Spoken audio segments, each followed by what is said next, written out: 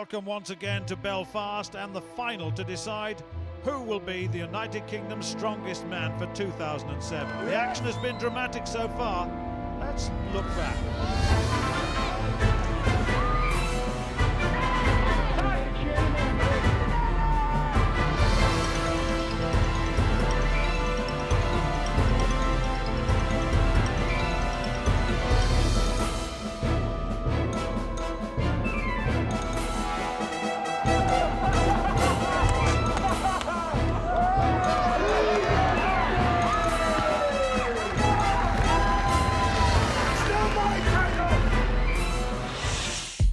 Well, two groups started out at the beginning of this competition. Jay Hughes, Glenn Ross, Rob Frampton and Lewis McLean are through to the final from Group A.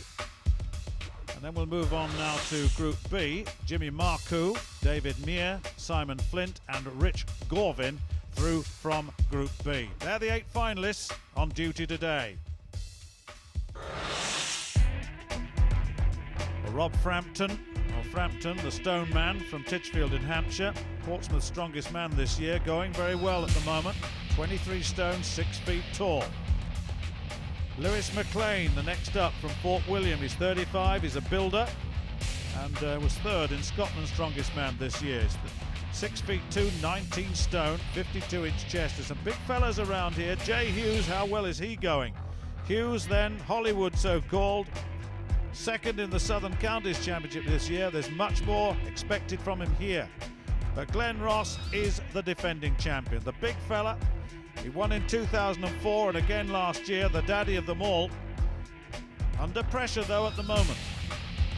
So Dave Meir, the next man up, he's a big man too and should feature from Tamworth in Staffordshire. 24 stone of him at 6 feet, 57-inch chest.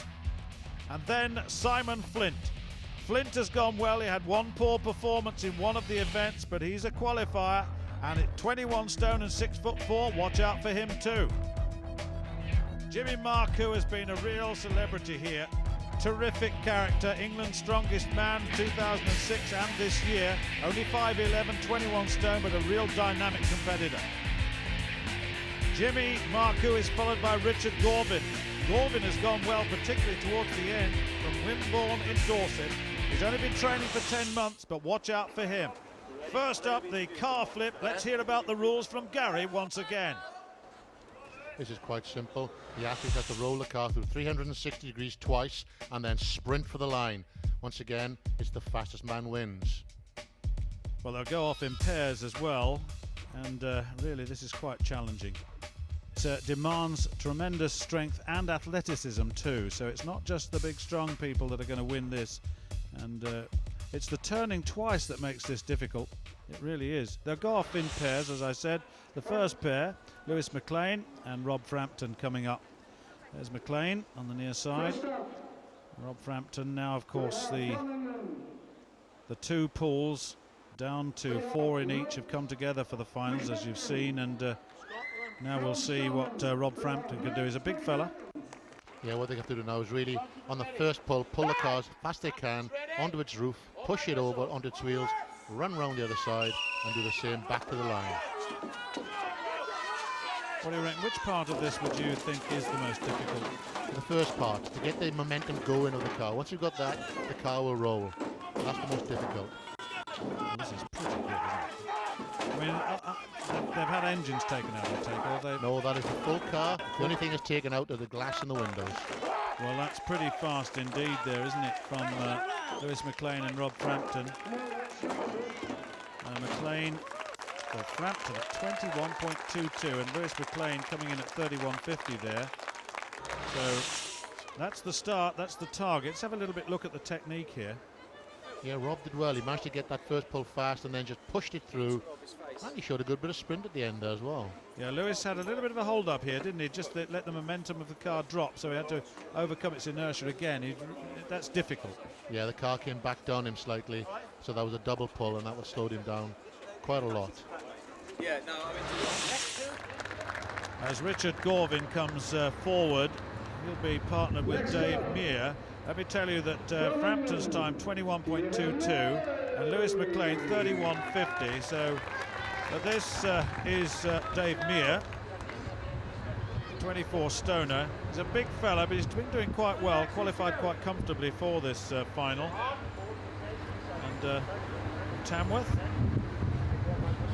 training for 10 years, a big powerlifter incidentally.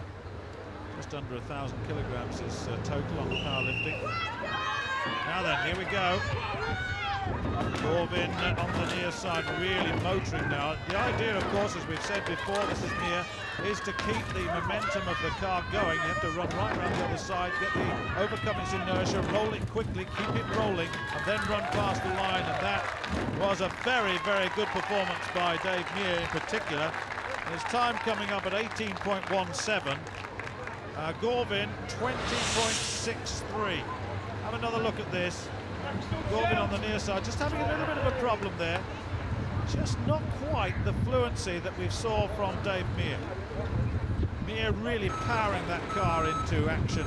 Then look at this, hits it high, then runs. Once it's balanced, overbalanced, he can run. So just putting the, as you can see, the car back into position. They've got engines, that's a totally loaded car. They're both the same, slightly different design, but they're both the same. They toss up at the beginning, decide which car they're going to... Oh, here it is now. The Jimmy Marcoux appearing first. Marcoux won the second of our groups against Simon Flint. Flint, who had a bit of a problem in qualifying early on, but qualified in the end quite comfortably. There you go. Jimmy Marcoux has picked his car. Well, Dave Meir has set a pretty tough target, hasn't he, at 18.17.